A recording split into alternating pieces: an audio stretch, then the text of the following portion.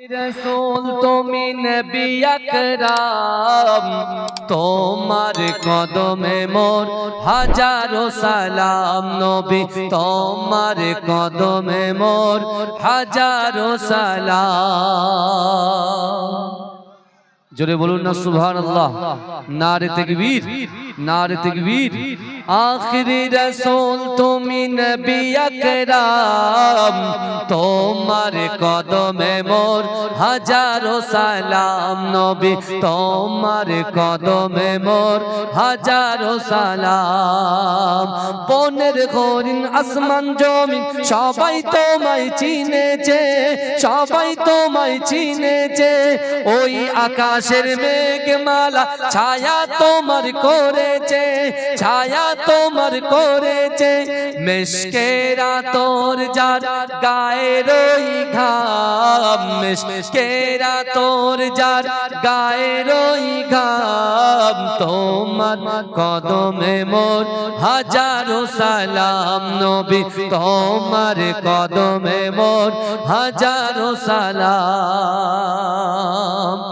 আবু বকর উসমান আলী সবাই নবীর দিওয়ানা, সবাই নবীর দিওয়ানা। বুকে গরম পাথর বেলাল নবীজিরে বলে না, নবীজিরে বলে না। অন্তরে গেঁথেছিল নূর নবীর নাম, অন্তরে গেঁথেছিল নূর নবীর নাম। তোমার কদমে মোর হাজারো সালাম। নবী তোমার কদমে মোর হাজারো সালাম। আখিরি রসূল তুমি নবী আকরাম, আখিরি রসূল তুমি নবী আকরাম। তোমার কদমে মোর হাজারো সালাম। নবী তোমার কদমে মোর হাজারো সালাম। বোরাক চড়ে দয়ার নবী মেরাজেতে গিয়েছে, মেরাজেতে গিয়েছে। পায়ের ধুলায় আল্লাহর আরশ ধন্য সেদিন হয়েছে, ধন্য সেদিন হয়েছে। বোরাক চড়ে দয়ার নবী মেরাজেতে গিয়েছে, মেরাজেতে গিয়েছে। পায়ের ধুলায় আল্লাহর আরশ ধন্য সেদিন হয়েছে, ধন্য সেদিন হয়েছে।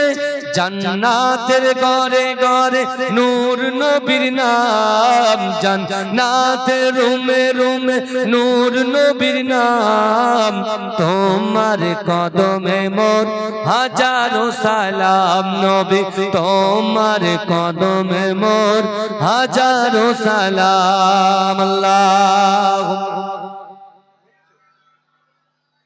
গলা টানছে কেন?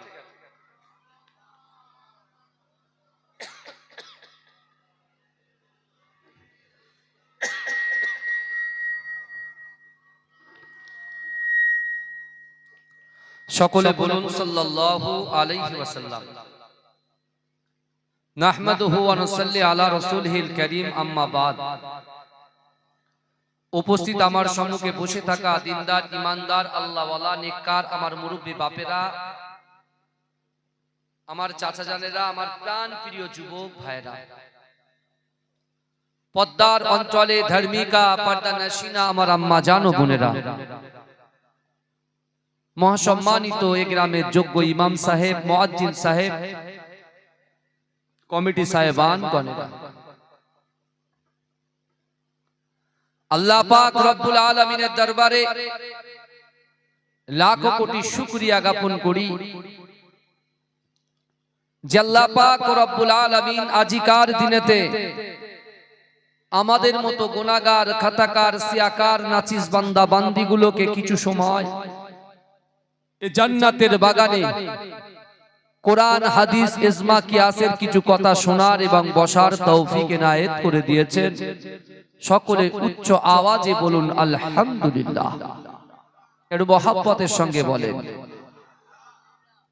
তারপর পরেই শান্তির দূত, সাম্যবাদের সদাচারী, ইমামুল আম্বিয়া, খাতামান নবিয়িন, ইমামুল হুদা নূরুল আলা নূর হাবিবে লবিবে তাবিব জনাবে মুহাম্মদ মুস্তাফা সকলে বলুন সাল্লাল্লাহু আলাইহি ওয়াসাল্লামের রওজা মুবারকে মাজার মুবারকে কোটি কোটি দরুদ ও সালাম সকলে বলুন সাল্লাল্লাহু আলাইহি ওয়াসাল্লাম।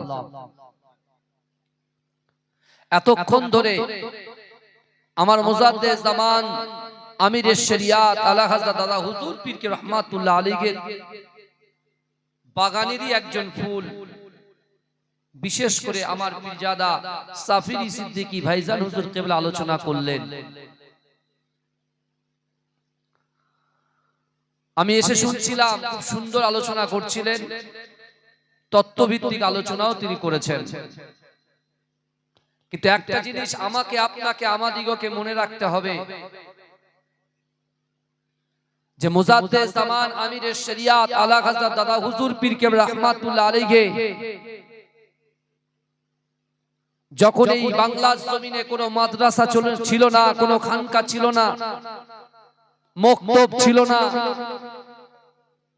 সেই সময়ে মুজাদ্দেদ জামান দাদা হুজুর পীর কেবলা তিনি বাংলার মানুষের কথা নয়, এপার বাংলা ওপার বাংলা মেঘালয় ত্রিপুরা থেকে শুরু করে সব জায়গায় মানুষের কথা তিনি ভেবেছিলেন। আমরা কথায় কথায় দলিল চাই, এটা বলেছেন একটা দলিল দেন, ওই কথাটা বলেছেন একটা দলিল দেন। দলিল আপনারা আমার কাছ থেকে নিয়ে নেন।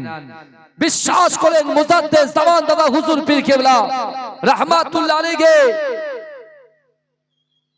বিশ্ব নবী, হায়াতুন নবী, নূর নবী, ইমামুল আম্বিয়া, খাতামান নবিয়িন মুহাম্মদ মুস্তাফা সাল্লাল্লাহু আলাইহি ওয়াসাল্লামের উপরে আল্লাহ পাক যখন কোরআন নাজিল করলেন, সর্বপ্রথমে বিশ্ব নবীর উপরে আল্লাহ যে কোরআন নাজিল করলেন, ইকরা বিসমি রাব্বিকাল্লাযী খলাক, পড়ো আপনার প্রভুর নামে।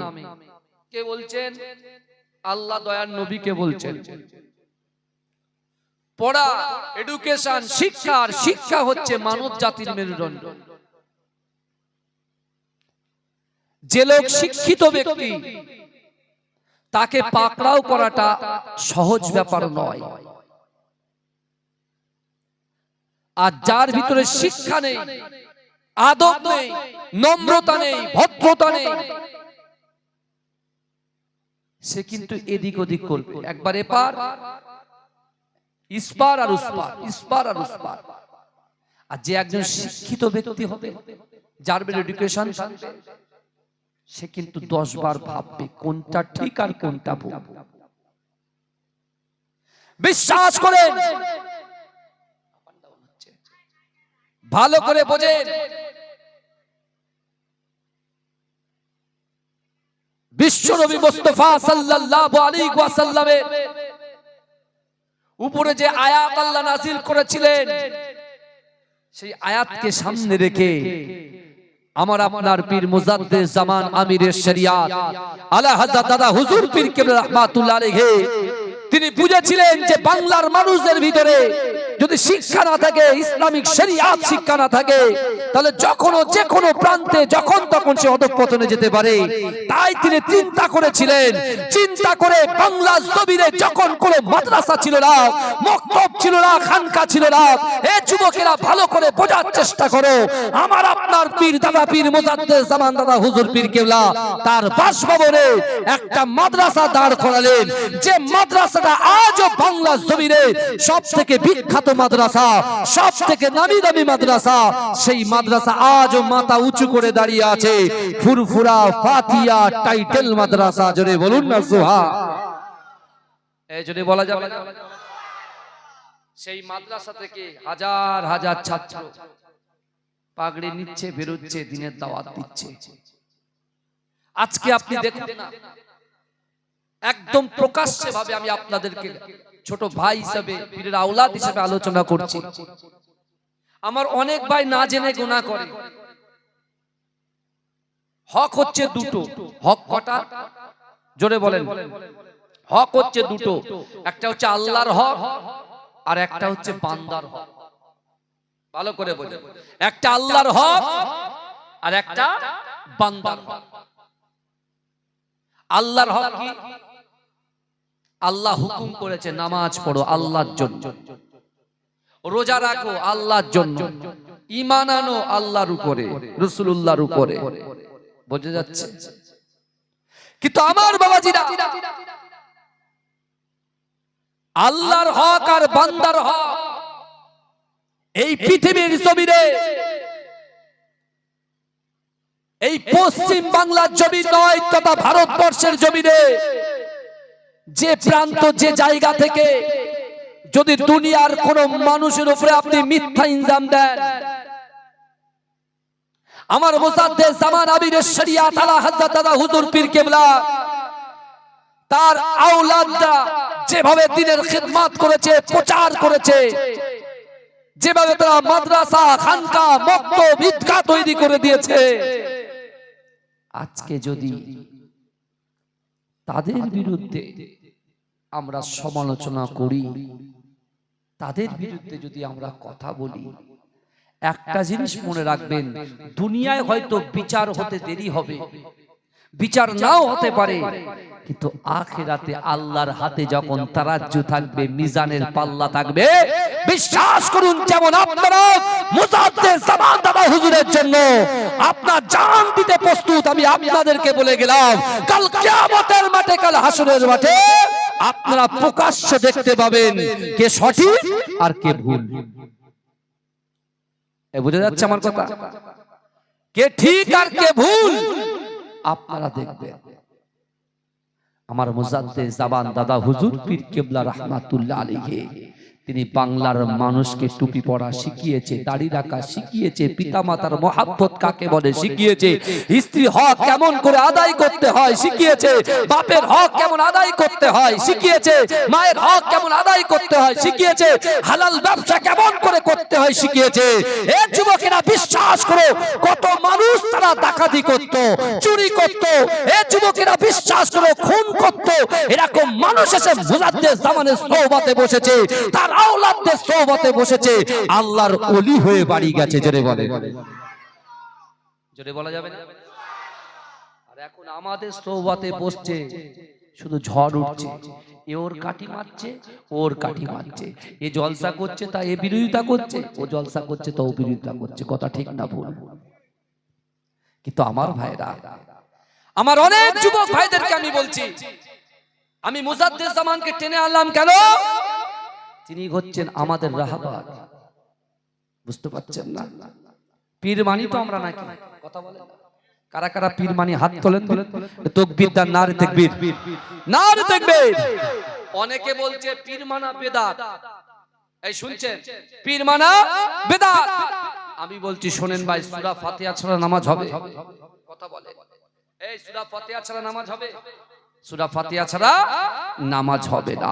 ওই সূরা ফাতিহাটা পড়েন, ইহদিনাস সিরাতাল মুস্তাকিম, আমাদেরকে সহজ সরল পথ প্রদর্শন করো। তারপরে কি পড়ছি? সিরাতাল্লাযীনা আন'আমতা আলাইহিম, ওই সমস্ত লোকের পথ যাদেরকে আল্লাহ নিয়ামত দিয়েছেন। জোরে বলুন রাসূলুল্লাহ। জোরে বলা যাবে না? আল্লাহর কোরআনকে প্রশ্ন করুন, এই কোরআন আপনি বলে দেন আল্লাহ কয় শ্রেণীর মানুষের উপরে নিয়ামত দান করেছে।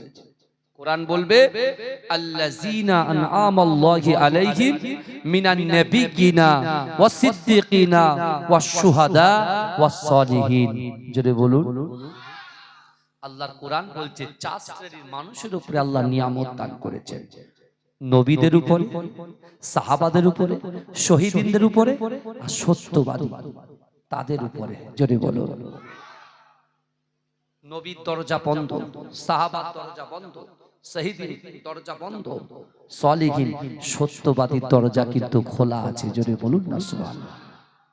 সেই মুজাদ্দেদ জামান দাদা হুজুর পীর কেবলা রাহমাতুল্লাহ আলাইহি যে শিক্ষা আমাদের দিয়ে গেছেন, যে শিক্ষার ব্যবস্থা করেছেন, বিশ্বাস করেন বাংলার জমিনে যে কটা মাদ্রাসা দেখতে পাচ্ছেন, যে কটা খানকা দেখতে পাচ্ছেন, এই যুবকেরা বিশ্বাস করো প্রত্যেকটা মাদ্রাসা, প্রত্যেকটা খানকা যে সাইনবোর্ড গুলো দেখতে পাচ্ছেন, প্রথমে সাইনবোর্ড ছিল মুজাদ্দেদ জামানের। জোরে বলুন না সুবহানাল্লাহ। কিন্তু আমরা নিজেদের স্বার্থ সিদ্ধির জন্য ওই বোর্ডটাকে কি করে দিচ্ছি? চেঞ্জ করে, সাইনবোর্ডটাকে চেঞ্জ করে দিচ্ছি। দেখছেন কে? কথা বলেন না। এই দেখছেন কে? রাতের অন্ধকারে আমার যুবক ছেলেগুলো গালাত গালাত পিকচার দেখে, ভিডিও দেখে, দেখছে কে? আমার রাতের অন্ধকারে দিনের আলোতে সবার অলক্ষ্যে যে ছেলেটা লটারির সাথে যুক্ত হয়ে আছে, যে ছেলেটা জোয়ার সঙ্গে যুক্ত হয়ে আছে, যে ছেলেটা লুকিয়ে লুকিয়ে মাকে জলিল করে, মাকে কষ্ট দেয়, যে ছেলেটা তার স্ত্রীর হক নষ্ট করে, যে ছেলেটা তার সন্তানের হক নষ্ট করে, যে সন্তান তার বাপের হক নষ্ট করে, যে সন্তান যে নারী তার মায়ের হক নষ্ট করে, এ যুবকেরা বলেন আমাদের অলক্ষ্যে করছে, কিন্তু দেখছেন কে? আল্লাহ। এই বিচার আল্লাহ করবে কি করবে না? কথা বলেন না বাবা। আমার ভাইজানেরা, হে নবী পাকের উম্মত উম্মতিরা, হে নবী দেওয়ানারা, বিশ্ব নবী রাসূলুল্লাহ সাল্লাল্লাহু আলাইহি ওয়াসাল্লাম কাবা শরীফের পাশে আমার দয়ার নবী কোরআন তেলাওয়াত শুরু করলেন। হে যুবকেরা, সর্বপ্রথমে আমার দয়ার নবী রাসূলুল্লাহ যখন আল্লাহর কোরআন কাবায় তেলাওয়াত করে, হে যুবকেরা, কাবা শরীফের ভিতরে এমন কোন যুবক বাকি ছিল না, এমন কোন নারী বাকি ছিল না, এমন কোন পুরুষ বাকি ছিল না। এ যুবকেরা সকলে ছুটে ছুটে ছুটে ছুটে এসে আমার রাসূলুল্লাহর পাশে বসে বসে বসে বসে কোরআন তেলাওয়াত শ্রবণ করেছিলেন। এ যুবকেরা, হে নবী পাকের উম্মত উম্মতিরা, সেই কোরআন শুনে হযরত আবু বকর সিদ্দিক হয়ে গেল, সেই কোরআন শুনে শেরে খোদা আলী হয়ে গেল। এ যুবকেরা, ওই কোরআন শুনেছে আবু জেহেল, ওই কোরআন শুনেছে আবু লাহাব, কিন্তু যুবকেরা একটু ভালো করে বোঝার চেষ্টা করো। কোরআন শুনে আবু বকর হুজুর হয়ে গেল জান্নাতি, ওমর হুজুর হয়ে গেল জান্নাতি, উসমান হুজুর হয়ে গেল জান্নাতি, আলী হুজুর হয়ে গেল জান্নাতি, কিন্তু না না না, ওই কোরআন শুনে আবু জেহেল হয়ে গেল জাহান্নামী, উতবা হয়ে গেল জাহান্নামী, আবু সুফিয়ান হয়ে গেল জাহান্নামী। এ যুবকেরা, তার মানে কি হলো? কোরআনকে যারা বিশ্বাস করবে, কোরআনকে যারা মেনে নেবে, কোরআন অনুযায়ী যারা চলবে, আমার আল্লাহ পাক তাদের মনের আশা আকাঙ্ক্ষা গুলোকে কবুল করে নেবে। জোরে বলুন না। কোরআন শান্তির পথ দেখায়, কোরআন ভ্রাতৃত্ব শেখায়, কোরআন বড়দের সম্মান শেখায়, কোরআন হালাল ব্যবসা শেখায়, কোরআন পিতামাতার মহব্বত শেখায়, কোরআন ভাই ভাইয়ের সম্পর্ক শেখায়, কোরআন বড়দের সম্মান শেখায়, কোরআন জাহান্নামের পথ থেকে বাঁচিয়ে জান্নাতের রাস্তা দেখায়। জোরে বলুন। জোরে বলা যাবে বাবাজি? চিৎকার দিয়ে বলা যাবে? সামনে আসতে বলবো? আচ্ছা ঠিক আছে। আমার বাবাজি একটু দরুদ শরীফ পড়তে পড়তে আসেন, সামনের দিকে আসেন তো, বেশিক্ষণ নয়, ঠিক টাইমে শেষ করব, কোনো চাপ নেই বাবাজি, একটু সামনে আসেন দয়া করে, আপনার পীরের আওলাদ হিসেবে বলছি, একটু আসেন। দরুদ শরীফ আল্লাহুম্মা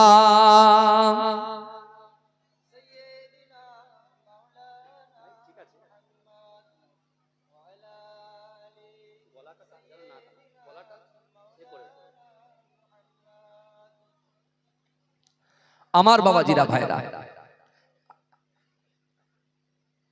1000টা গজল বলবো, চলে আসো। জিকির করতে করতে আছেন লা ইলাহা ইল্লাল্লাহ,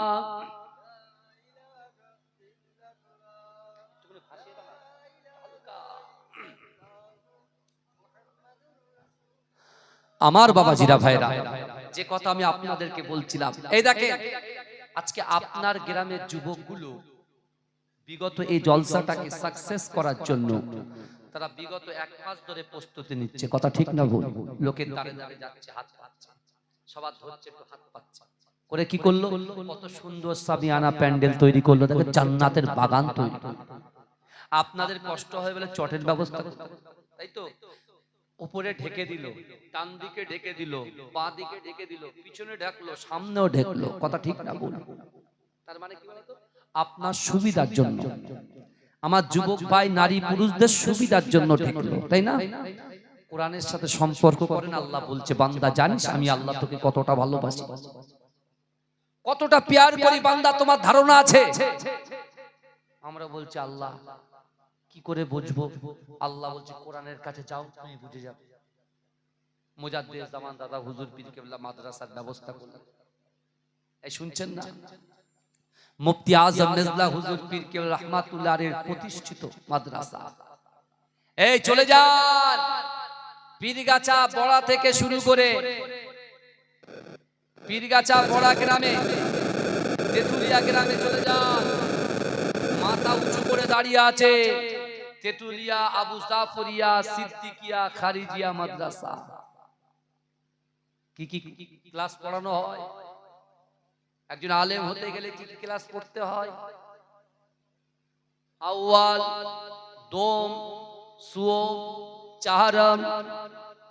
আউয়াল, দোম, সুওম, চাহারম, মিজান, নহমির, হিদায়াতুন্না, কাফিয়া, শরে-জামি, মুক্তাসার, মিসকাত, দৌরা। একজন আলেম 12 বছর হয়ে গেল, আরো পড়তে হবে, আরো পড়তে হবে। পড়ার শিক্ষার কোনো শেষ নাই, শিক্ষার কোনো শেষ নাই। কিন্তু বাবাজি, যে শিক্ষার ভিতরে অহংকার আছে, যে শিক্ষার ভিতরে অহমিকা আছে, যে শিক্ষার ভিতরে রিয়া আছে, যে শিক্ষার ভিতরে তাকাব্বুরি আছে, বিশ্বাস করুন, যে লোকের কাছে অর্থ আছে কিন্তু নিজেকে বলে আমি বিশাল বড় দানবীর, যে বলছে আমি বিশাল বড় অমুক কিছু, আমি তাদেরকে বলতে চাই আল্লাহর কোরআন বলছে বান্দা আহাসিবান নাসু ওয়াইতরাকু আইয়াকুলু আমান্না ওহুম লা ইফতানুন।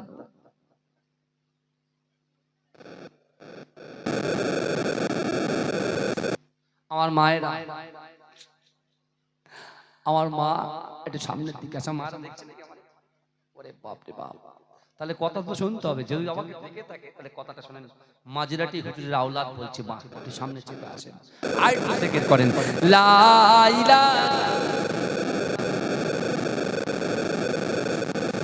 আসেন, চলে আসেন, চলে আসেন।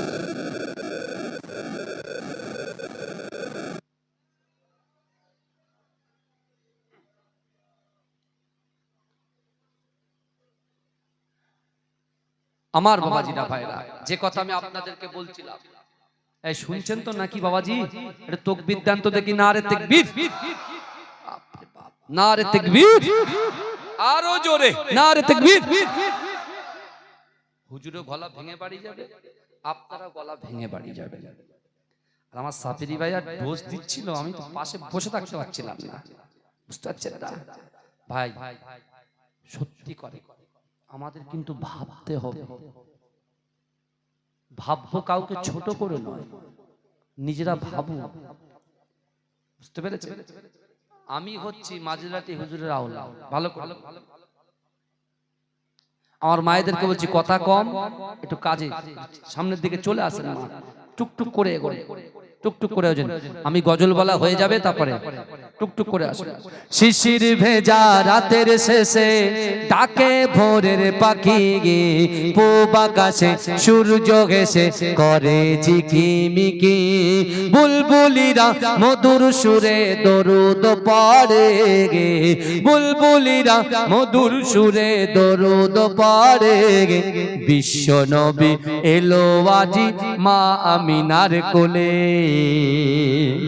বিশ্ব নবী এলো আজি মা আমিনার কোলে। রাতের আঁধার ঘুচে গেল, ফজর হলো যখন, আমার নবী দুনিয়াতে এসেছিল তখন। রাতের আঁধার ঘুচে গেল, ফজর হলো যখন, আমার নবী দুনিয়াতে এসেছিল তখন। বুলবুলিরা মধুর সুরে দরুদ পড়ে গে, বুলবুলিরা মধুর সুরে দরুদ পড়ে গে। বিশ্ব নবী এলো আজি মা আমিনার কোলে, বিশ্ব নবী এলো আজি মা আমিনার কোলে।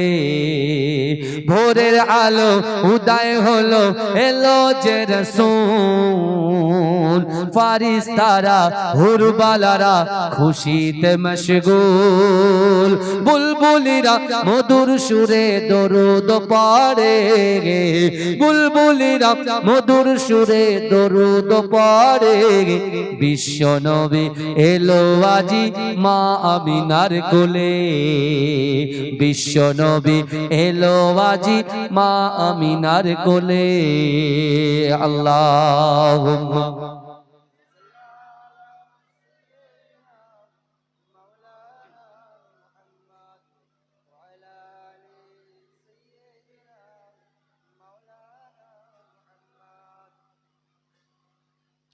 আমার বাবাজিরা ভাইরা যে কথা আমি আপনাদেরকে বলছিলাম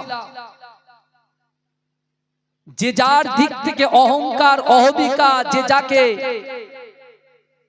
তার পিছনে গীবত গিল্লা থেকে শুরু করে যে কাজকর্মগুলো করে বেড়াচ্ছে আমি তাদেরকে বলছি আল্লাহ বলছে বান্দা আহাসিবান নাস ওয়া ইতরাকু আইয়াকুলু আমান্না ওহুম লা ইফতানুন আল্লাহ বলছে বান্দা তোমরা যারা ঈমান এনেছো তোমরা কি মনে করো আমি আল্লাহ তোমাদেরকে ছেড়ে দেব এই শুনছেন তো কার কথা বলছি কার কথা বলছি তোমরা যারা ঈমান এনেছো তোমরা কি মনে করো আমি আল্লাহ তোমাদেরকে ছেড়ে দেব ওহুম লা ইফতানুন আমি আল্লাহ কি তোমাদের পরীক্ষা করব না এখানে আমরা বসে আছি নারী পুরুষ যুবক যুবতী সকল বোনেরা ভাইরা বসে আছে প্রত্যেকটা পদে পদে একটা পা ফেলছি পরীক্ষা দ্বিতীয় পা ফেলছি পরীক্ষা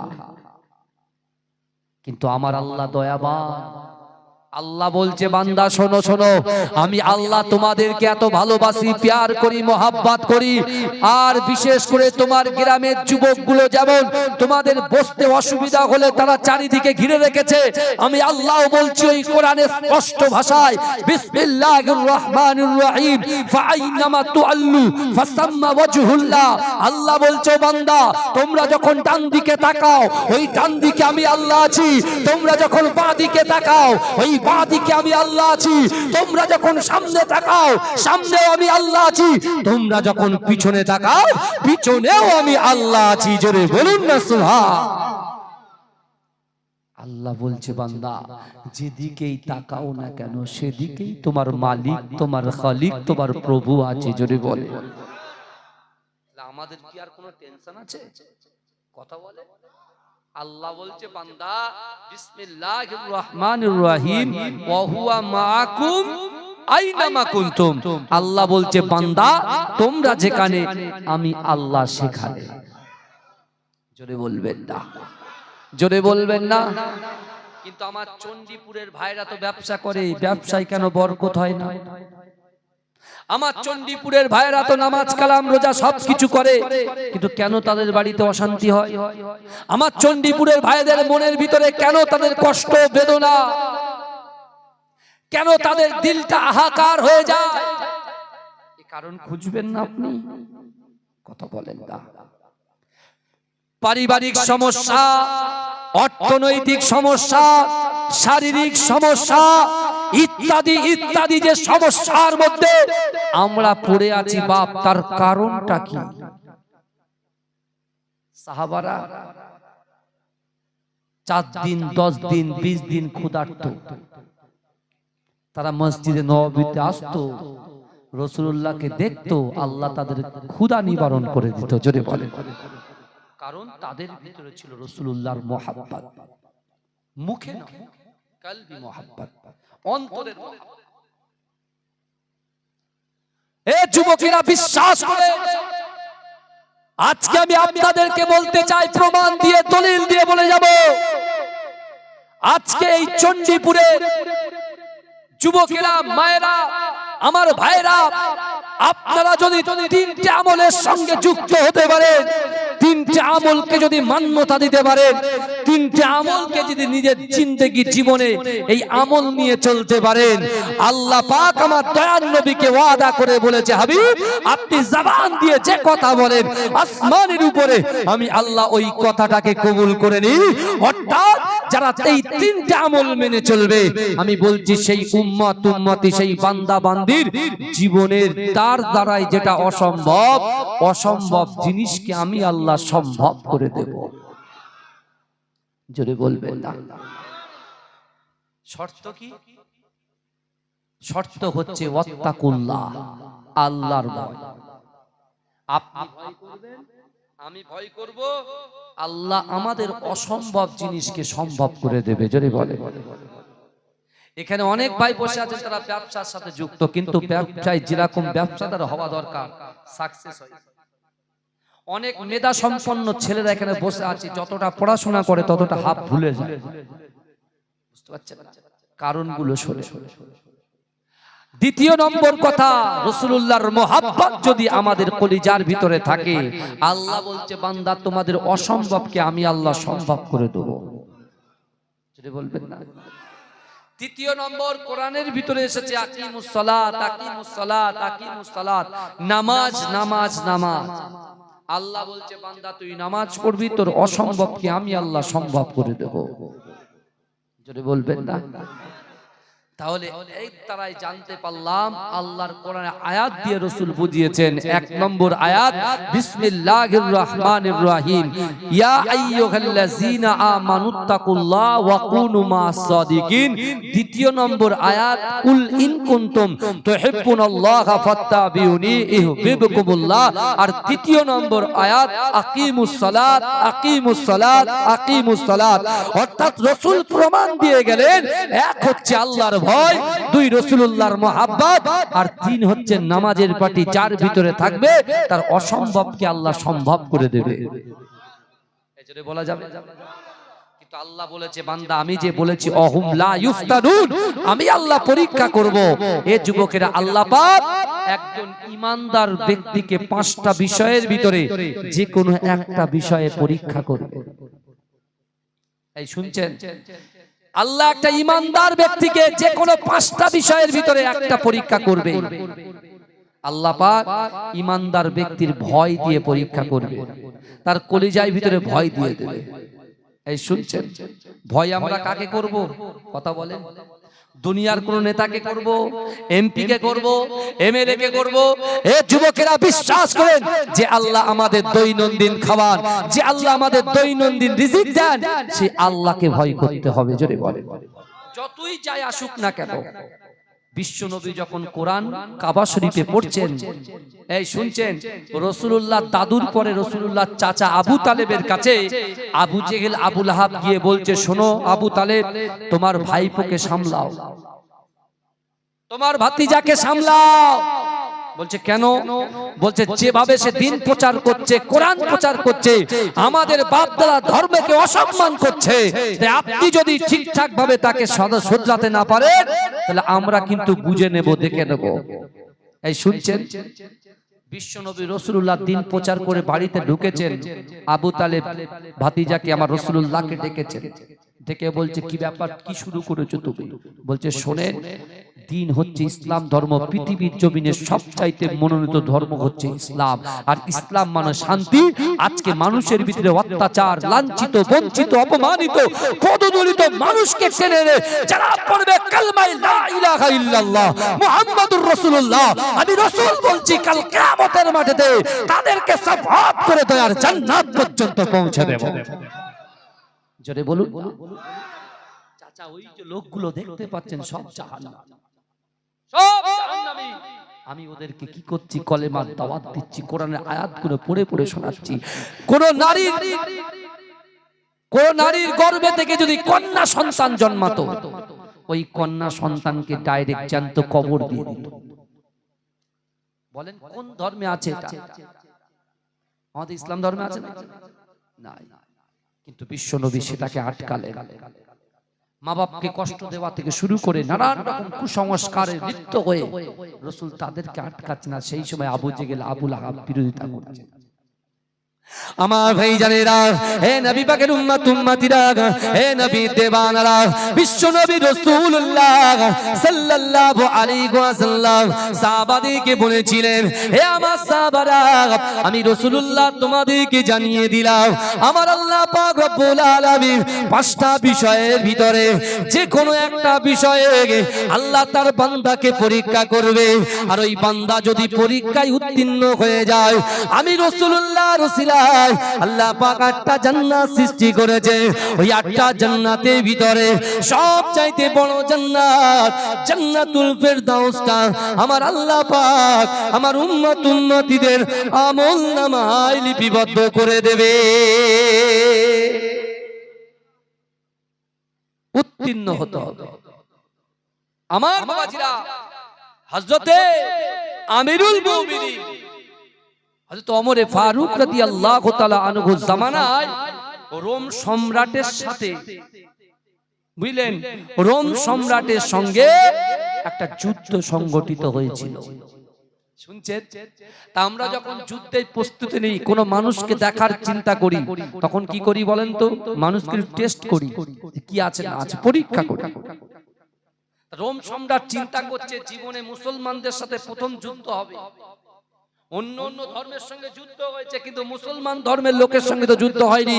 কিন্তু শুনেছি মুসলমান ধর্মের মানুষেরা আল্লাহকে ভয় করে, রাসূলকে মুহাব্বত করে, নামাজের পাটিতে বসে আল্লাহর কাছে যেটা চায় আল্লাহ পাক রব্বুল আলামিন তাদের মনের কামনা, আশা, আকাঙ্ক্ষা, উদ্দেশ্যকে পূরণ করে দেয়। জোরে বলে। রোম সম্রাট তার উজিরকে বলছে, তার মন্ত্রীকে বলছে, যাও ওমরের সঙ্গে যে যুদ্ধটা হবে মুসলমানদের সঙ্গে হবে, তার ভিতর থেকে কিছু যুবককে ধরে আনো, তাদের ভিতরে আল্লাহর ভয় আছে কিনা, রাসূলুল্লাহর মুহাব্বত আছে কিনা একটু দেখার দরকার আছে। বুঝতে পারছেন? রাসূলুল্লাহ দাদুর কাছে এসেছে কে? আবু জেহেল, আবু লাহাব। তারপরের দিন আবার এসে বলছে যদি টাকা চাই টাকা দেওয়া হবে, অর্থ সম্পত্তি চাই সম্পত্তি দেওয়া হবে। যদি মক্কার জমিনে যদি মুহাম্মদ মুস্তাফা নেতা হতে চায়, তাকে আমরা নেতা বানাবো, তার কথায় উঠবো আর বসবো। এই শুনছেন? তানার কথায় উঠবো আর বসবো, সে যেটা ইশারা করবে আমরা সেটাই করব। আর যদি তার সুন্দরী নারী লাগে, মক্কার জমিনে সবচাইতে ফুটফুটে নারী যদি তার লাগে, সেটাও আমরা দিতে প্রস্তুত। একের পর এক অফার। এই বুঝতে পারছেন না বাবাজি? পৃথিবীতে খ্রিস্টানদের পয়সা বেশি, জানেন? এরা মানুষকে কিনে নিচ্ছে। এই তালাকের বিল আসছে, তালাক কে বোঝাচ্ছে? কারা বোঝাচ্ছে? এই শোনেন না, আমাদের ভারতবর্ষের প্রধানমন্ত্রী তিনি কি তালাক সম্পর্কে বোঝে না? তিনি পড়েছেন, কথা বলেন, কিছু তো বোঝে না। ওয়াকফ সম্পর্কে বোঝে না। কিন্তু বাবাজি এই নোটেই কিন্তু সবটাকে বুঝিয়ে দিয়ে আসছে। বুঝতে পারছেন না? আপনারা তো জানেন, এক শ্রেণী আলেমকে ধরা হবে, আল্লাহ জিজ্ঞাসা করবে কি করেছো? বলে আমি দিন প্রচার করেছি। আল্লাহ বলছে তুমি দিন প্রচার করেছিলে না, তোমার নামটা হবে সবার মুখে মুখে তোমার নাম, তোমার নাম, তোমার নাম। তুমি তো সেই নাম কেনার জন্য হয়েছো, যাও তুমি নাম কিনেছো, তুমি আমি আল্লাহকে খুশি করার জন্য না, তো তুমি জাহান্নামে চলে যাও। শুনেছেন তো এই হাদিস? কথা বলেন না। আল্লাহ বলছে কি করেছে? আল্লাহ দান করেছি, মুক্ত হস্তে দান করেছি। আল্লাহ বলছে তুমি দান করেছো, তোমার নিয়ত ছিল লোক তোমাকে দানবীর বলবে, তোমাকে দানবীর বলবে, তোমাকে স্যালুট করবে। দুনিয়ার মানুষের কাছ থেকে তোমার ভালোবাসা, তোমার স্যালুট সব আমি করিয়ে দিয়েছি, যাও তুমি আমাকে খুশি করার জন্য করিনি। তাওয়াক্কালতু আলাল্লাহ, আল্লাহর ভয়ে তুমি করো, তাওয়াক্কাল করে করোনি, তুমি করেছো তুমি নিজের জন্য, যাও জাহান্নামে চলে যাও। এরকম শ্রেণীর মানুষকে কিন্তু আপনারা কিয়ামতের মাঠে দেখতে পাবেন। কিন্তু এই যুবকেরা ভালো করে বোঝার চেষ্টা করেন, বিশ্বনবী রাসূলুল্লাহকে অফারের পর অফার দিয়েছে। আল্লাহর রাসূলের চাচু যখন ডেকেছে, বলছে চাচা এক হাতে যদি চন্দ্র আর এক হাতে যদি সূর্য এনে দেয়, আমি মুস্তাফা জানে রহমত এই দ্বীনেরই প্রচার করব। জোরে বলুন না সুবহানাল্লাহ। ইসলাম প্রচার। সেই রোম সম্রাট এই যারা মুসলমান হয়েছে, কলেমা পড়েছে, তাদের ভিতর থেকে কিছু যুবককে আটক করে তার দরবারে নিয়ে গেছে। শুনছেন তো? আটক করে যখন দরবারে নিয়ে গেলে, রোম সম্রাট জিজ্ঞাসা করছে মুসলমানদের ভিতরে, এই কাফেলার ভিতরে এদের এই যে কজনকে তোমরা পাকড়াও করেছে 40, 45, 50 জনের ভিতরে, এদের ভিতরে নেতাকে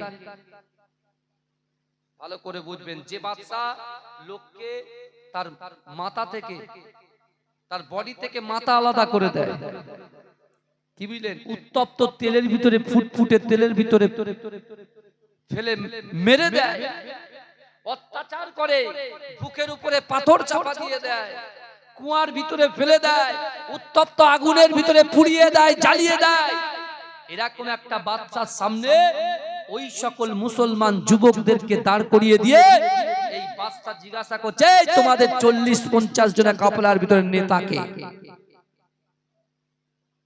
হঠাৎ করে ওই 50 জনের ভিতর থেকে 22 বছরের একজন ফুটফুটে যুবক, যার নাম হচ্ছে হযরতে হুযাফা, আল্লাহর রাসূলের আশিক, হাতটা তুললেন। জোরে বলুন না সুবহানাল্লাহ। জোরে বলা যাবে না? হাতটা তুললেন হযরতে হুযাফা। কে তুললেন? হযরতে হুযাফা তুললেন। তুলে বলছে, রোমের সম্রাট, ওয়াত্তাকুল্লাহ, আমরা আল্লাহকে ভয় করি, রাসূলকে মহব্বত করি, ভালোবাসি, আর যা কিছু চাওয়ার ইচ্ছা হয় কোন মানুষের কাছে চাই না, কোন নেতার কাছে চাই না, কোন এমএলএ এমপির কাছে চাই না, যা কিছু চাই নামাজের পাটিতে বসে বসে আল্লাহর কাছে চাই। জোরে বলুন। ইমানের পাওয়ার আছে না নাই? রোম সম্রাট শুধু জিজ্ঞাসা করেছে নেতাকে, হাত তুলে নেতা যখন 3-4টে কথা যখন বলে দিল, রোম সম্রাট বুঝে গেল যে এর দ্বারাই হবে না, কারণ এদের সামনে লড়াই করলে আমরা কুচু কাটা হয়ে যাব, তাহলে এদের মাথায় হাত বুলিয়ে কাজ নিতে হবে। তাকে ডাকলেন, হুযাফাকে ডাকলেন। শুনছেন আমার ভাই জানেরা, হে নবী পাকের উম্মত উম্মতিরা, হে নবী দেবানারা, দুনিয়ার জমিনে যত বিপদের ভিতরে পড়েন না কেন, কোন জালিম বাদশা যদি আঘাত করে, হে যুবকেরা, আল্লাহর ভয় যদি অন্তরের ভিতরে থাকে, রাসূলুল্লাহর মহব্বত যদি অন্তরের ভিতরে থাকে, হে যুবকেরা, তোমার ঈমান যদি মজবুত থাকে, দুনিয়ার কোন শক্তি মুসলমানদেরকে পরাস্ত করতে পারবে না। জোরে বলবেন না? যতই শক্তি আসুক না কেন। আর আল্লাহ অহংকারীকে পছন্দ করে। এই একটা एग्जांपल দিচ্ছি, এখানে থাক, একটা एग्जांपल দেখেন। আপনারা বলেন তো, এই পৃথিবীর জমিনে সবচাইতে শক্তিশালী দেশের নাম কি? আমেরিকা। আমেরিকার অবস্থা কি হয়েছে কদিন আগে দেখেছেন? হ্যাঁ, এমন কিছু হয়েছে, ওদের ৭৮,০০০ ট্যাঙ্কার এসেও আগুন নেভাতে পারেনি। শেষকালে ডোনাল্ড ট্রাম্প বলছে আল্লাহই হচ্ছে সর্বশক্তিমান। যদি বলে এসে বলছে শিগগিরই মুয়াজ্জিন ডাকো, আজান দাও। মুয়াজ্জিন ডেকে আজান দিচ্ছে। এই শুনছেন আল্লাহর ক্ষমতা কি? আল্লাহ পুরো পৃথিবীটাকে কুন ফায়াকুনের মাধ্যমে সৃষ্টি করেছেন। জোরে বলুন। এই জোরে বলবেন না? যে আল্লাহ আমাদের 3 বেলা রুজি দেয়, যে আল্লাহ ফ্রিতে অক্সিজেন দেয় আমাদের, কথা ঠিক না ভুল? এরকম একটা যুবক ছেলে যে আল্লাহকে ভয় করে, রাসূলকে মহব্বত করে, নামাজের মাসাল্লায় বসে তার মনের কথা আল্লাহকে বলে, সেই হুযাফাকে ডেকেছেন রোম সম্রাট, পাশে বসিয়েছে। বসিয়ে বলছে, শোনো, তুমি তো খুব ভালো ছেলে, বলে মুচকে মুচকে হাসছে আর বলছে, হে হুযাফা, শোনো, তোমাকে আমার খুব ভালো লেগে গেছে। শোনো, আমার তোমার এই ব্যবহারে আমার মনে হয় আমার একজন কন্যা আছে, ওই কন্যার সাথে তোমাকে আমি বিবাহ দেব, আর তুমি যদি আমার কন্যার সঙ্গে বিবাহ করো তাহলে রোমের হাফ রাজত্ব তোমার। শুনছেন? তুমি হাফ নেতা, আর যখন আমি মৃত্যুবরণ করব পুরো রোমের নেতা তুমি। শুনছেন কি করে বলছে? দেখে সব তোমার, বলো তুমি রাজি আছো কিনা? কিন্তু হ্যাঁ, শর্ত হলো তোমাকে তোমার ধর্ম ত্যাগ করে দিয়ে খ্রিস্টান ধর্ম গ্রহণ করতে হবে। ঈমানদার চুপ থাকতে পারে। সত্যিকারের ঈমান যখন থাকে, এ দেখেন আল্লাহর কোরআনের আয়াত, ওয়াল আসরি ইন্নাল ইনসানা লাফি খুসর ইল্লাল্লাযিনা আমানু ওয়া আমিলুস সলিহাতি ওয়া তাওয়াসাউ বিল হক ওয়া তাওয়াসাউ বিস সাবর। হকের উপরে প্রতিষ্ঠিত থাকতে হবে। বুঝতে পারছেন? আল্লাহ সময়ের শপথ খেলেন, আসরের শপথ খেলেন, ইন্নাল ইনসানা লাফি খুসর, অর্থাৎ মানুষ ক্ষতির মধ্যে নিমজ্জিত, মানুষ ক্ষতিগ্রস্ত। বুঝতে পারছেন না? কিন্তু ইল্লা, তারা ক্ষতিগ্রস্ত নয়, আল্লাযিনা আমানু, যারা ঈমান এনেছে, ওয়া আমিলুস সলিহাতি, যারা নেক কাজ করেছে। এই আয়াতের ভিতরে চারটি বিষয় পাওয়া যায়, ভালো করে শুনুন। এক, ইল্লাল্লাযিনা আমানু, যারা ঈমান এনেছে, ওয়া আমিলুস সলিহাতি, যারা নেক কাজ করেছে, ওয়া তাওয়াসাউ বিল হক, যারা হকের উপরে প্রতিষ্ঠিত, ওয়া তাওয়াসাউ বিস সবর, যারা সবর করেছে। জোরে বলুন না সুবহানাল্লাহ। এই জোরে বলবেন না? তাহলে একটা ঈমানদারের চারটি গুণ এই আয়াতের ভিতর থেকে পেলাম।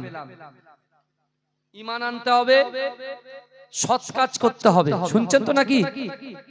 ঈমান আনতে হবে, সৎ কাজ করতে হবে, আর হকের উপরে প্রতিষ্ঠিত থাকতে হবে। যেটা না হককে না হক বললে হবে না, হককে হক বলতে হবে। বুঝতে পারছেন না? যদি কেউ যদি বলে জোর করে এই পূর্ব দিকটা পশ্চিম, একজন ঈমানদার কিন্তু পূর্ব দিকটাকে কোনোদিন পশ্চিম বলবে না, ও পশ্চিম দিককে পশ্চিমই বলবে। জোরে বলবেন না? আর কি করবে? ধৈর্য ধরবে, সবর করবে। ভালো করে বুঝবেন। এই হুযাফা যেই বলেছে খ্রিস্টান ধর্ম গ্রহণ করতে হবে, হুযাফা তখন বলছে, এ রোমের সম্রাট, এত বড় ক্ষমতা, এত বড় পাওয়ার, এত বড় তুমি নিষ্ঠুর, তুমি আমাকে আমার ধর্ম ত্যাগ করতে বলছো? জীবন চলে যাবে, জান চলে যাবে, মাল চলে যাবে, অর্থ সম্পদ সব কিছু দিয়ে দেব, কিন্তু ঈমান দেব না। জোরে বলো। জীবন দেব, ঈমান দেব না। জোরে বলো। আমার ভাই জানেরা, হে নবী পাকের উম্মত উম্মতিরা, হে নবী দেবানারা, ওই সময় রোম সম্রাট তার পুরো দরবারের সামনে, তার রাজ দরবারের সামনে যত মানুষ ছিল সকলে হা করে তাকিয়ে আছে। আর ওই 22 বছরের যুবক ছেলে, ও যুবকেরা একটু ভালো করে বোঝার চেষ্টা করো।